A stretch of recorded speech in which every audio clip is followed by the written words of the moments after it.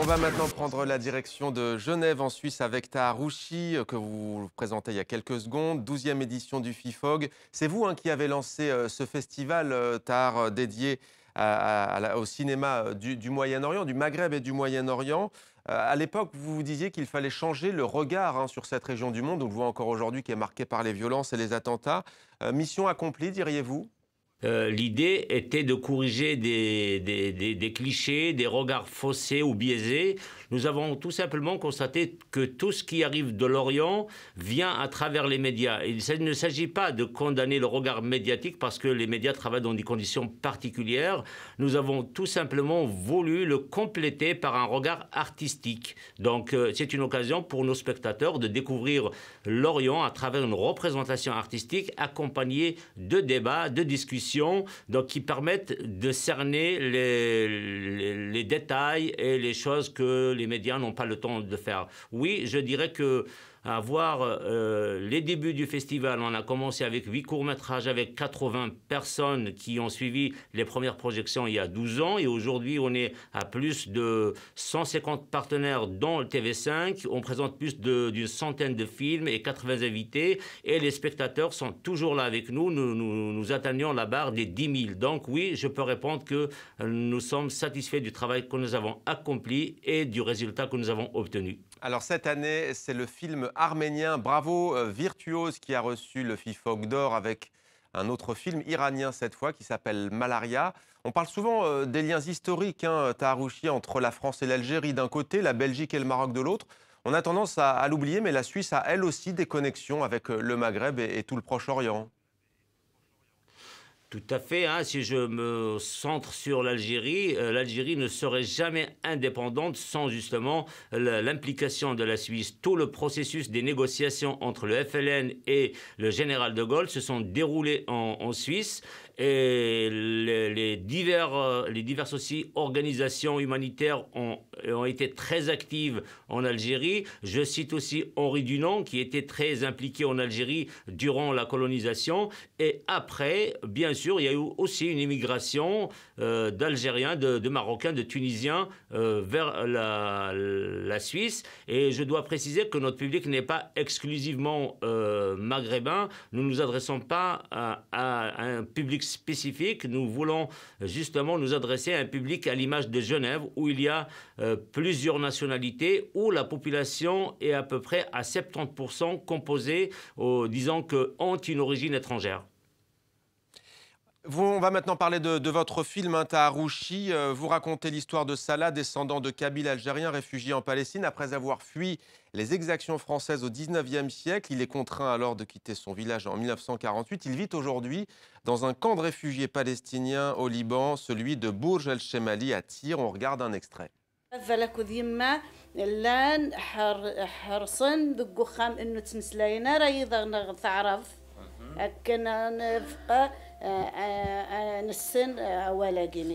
زي يعني بكادين 58 70 لانس مسلينا قبائل اكثر نتورا لانه نلبى قرانا نخلي ضرا مثورة كذ مدن يا مطوثن عمي سبناني والله تسن اللغه مسليه ما كنت مسليه انا كيني يتعلم صغرنا هذه صيده. بس كانوا كلهم يحكوا كانوا كلهم يحكوا كنا على طول كانوا بس يقعدوا كلهم يحكوا هسه ما في يعني ابو هشام بيقعد اخته بتحكي اخته الثانيه بتحكي وحتى هذا ما تعلمتيش؟ لا قل لي كلمه بالقبيلي واحده يعني لو كان اغروم اغروم امشيش اقشيش هيك بعض ما قالكش بحبك بالقبيليه؟ لا وانا قلت لها بس هي معها شفتي ايه هو قال قلت لها حملك نغير ايه بنسى شويه سي بور سا ما تخبى في الماتش ما فهمتها ايه دوكا فهمتيها دوكا خلاص حملاق لو كان حملاق حملاق كيما طاس انا قيمه غير باقي انا نغا انا ايه حملاق كيما طاس لو كيما حملاق راين مع 10 هذا المده هاكي كل شحال مع 10 شحال مع سيارة المدة يجي كله صار لها قريب 33 34 سنة. Voilà, assez fascinant de voir le berbère parler dans un camp de réfugiés au Liban. Taharouchi, on va revenir sur la langue kabyle, mais peut-être d'abord quelques mots. Comment avez-vous exhumé cette histoire?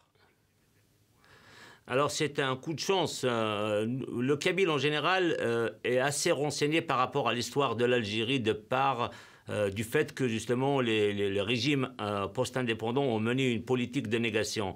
Mais personnellement, je n'ai jamais entendu parler de Kabyle en Palestine, même si j'ai entendu parler de Kabyle en Calédonie. Des films et des thèses ont été écrites et faits. Mais lors de mon séjour au Liban, justement, je croise une personne qui parle kabyle. Je pensais naturellement qu'il habitait en Kabylie, mais quand il m'a dit qu'il ne connaît pas l'Algérie, il n'a jamais été en Kabylie, ça m'a surpris et étonné. Et du coup, de fil en aiguille, j'ai rencontré pas mal de personnes. D'ailleurs, ce film fait partie d'un film que je voudrais développer parce que les Kabyles finalement ont quitté la région, il ne reste que peu, et aussi quand j'ai appris que ces gens sont privés de leurs papiers algériens, et du coup d'abord pour des raisons émotionnelles et affectives je voulais faire le film, et puis intellectuellement je suis intrigué du fait que comment un groupe qui peut garder sa langue après un siècle et demi d'absence et en plus cerné par plusieurs langues.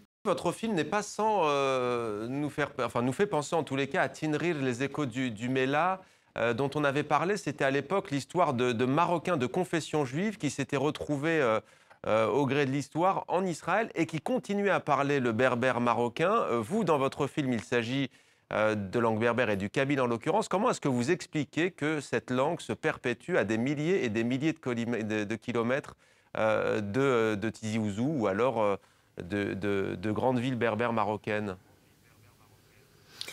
En effet, nous sommes face à une énigme linguistique. À la différence des personnes qui étaient dans le film L'écho d'El Mala, il y a un siècle de différence. Les Marocains qui sont partis après l'indépendance du Maroc, et alors que les Kabyles que j'ai filmés sont partis un siècle plus tôt.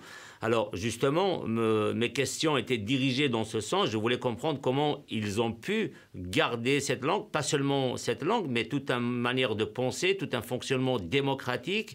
Et puis la réponse, d'ailleurs mon personnage évoque certaines explications en disant qu'avant, dans le village, c'est-à-dire qu'avant 48, avant l'instauration de l'État sioniste, ils étaient dans un village et ils ne parlaient exclusivement qu'en kabyle, et ils me disaient aussi que c'était une arme contre les occupants anglais, français et d'autres agresseurs qui soient détenteurs de pouvoir ou non. Donc la cohésion du groupe était assurée par cette volonté et ce désir et cet instinct de sécurité que l'être humain cherche en général. Juste en quelques mots, Taharouchi, est-ce que c'est un cas isolé, celui de Salah, ou est-ce qu'il y a d'autres familles qui ont vécu le même destin, le même parcours?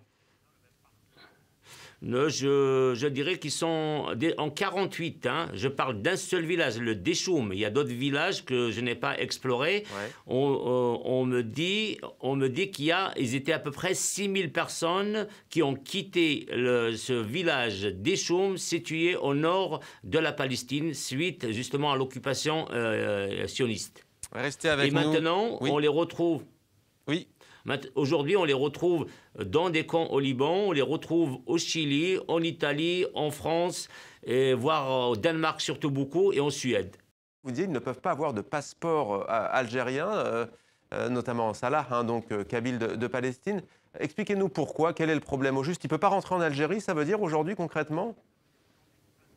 Tout à fait, je vais me faire le porte-parole, je n'ai pas fait d'enquête journalistique, mais selon ce que j'ai compris, après l'indépendance, il y a eu un processus de recensement de ces personnes. On leur a donné des papiers, des cartes d'identité, ils sont reconnus comme algériens. Et selon ce qu'on me dit, après le lancement de l'OLP, donc l'Organisation de la Libération de la Palestine, ils se sont beaucoup impliqués et du coup, disent-ils, Abou Ammar, donc le chef, avait bloqué le processus et à l'époque, c'était Boumedienne qui gouvernait l'Algérie, donc avec sa complicité. Abou Ammar et aujourd'hui, voilà, j'ai repris le mot qu'ils utilisent tout le temps. Et aujourd'hui, ils veulent repartir, sauf que exode, guerre et départ précipité, ils ont perdu les papiers et il y a du mal justement à constituer un dossier qui leur permette de rétablir leur nationalité. Nonobstant, j'en connais quelques-uns, ils se comptent sur le bout des doigts, qui ont réussi à finaliser le processus.